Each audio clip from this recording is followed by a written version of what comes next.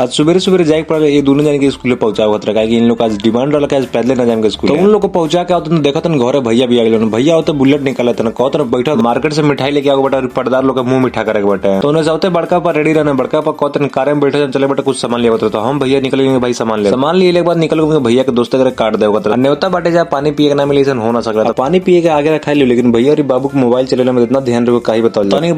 भैया भी अपन ड्यूटी में लग जाए दोस्त लोग के भाई न्योता बाटल उहे न्योता बाटे का घरे हो तो दीदी मुंह झुला के कहत रही अब घर के कुछ दिन के मेहमान रह गए चलो कुछ खिया पिया दे कुबेरस्तान के तो कहने सब पैसा तो के देव पड़ते तो चुपचाप से गमा के डेरा के बैठल बड़ी पीछे दीदी के साथ साथ में सबके आगे ले हाथ में कटोरी लेके ऐसा खड़ा पड़े जिससे लगा था वीआईपी वाला मांगे लगे पड़े। तो इन लोग को भाई पूछका सब मन ना भरल पहुंच ले लोग चाय पिए तरह चाय निकला भाई हमारे बेर में चाय वो खत्म हो गया भाई सबके वो अपन चाय देखा हमको चिड़ेले में लगा ओम बाबू भी हमको चिराउत रहना चाय देखा बोले हमार चाय भी बन के भाई तैयार हो तो इन लोग चाय तो खत्म हो गई लेकिन हम अपन चाय का भाई चुस्की ले लेके पिए इन लोग खूब चिराउत रही। तो चाय और पूछका खेले सबके निकल गए भाई। और आज की वीडियो कैसे लगा कमेंट में बताइए जात भाई फॉलो सब्सक्राइब जरूर कर दिया जाए।